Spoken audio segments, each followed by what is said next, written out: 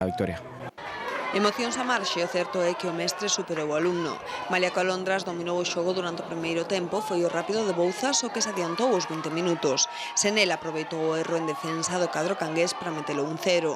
O Alondras reaccionou e antes de chegar ao descanso puxo cerco á portería de Lloves. Con todo, a insistencia de Aitor Gómez e Mauro non tiveron premio. No segundo tempo baixou o ritmo e as ocasións.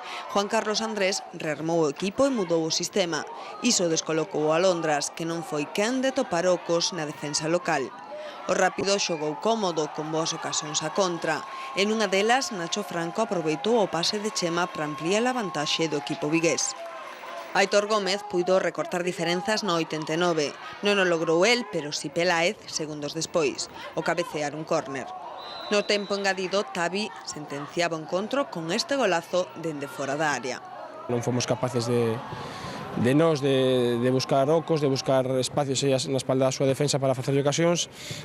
Na segunda parte, o Bouzas estivo moi cómodo, moi plácido, apenas lle creamos ocasións e o resultado totalmente xusto.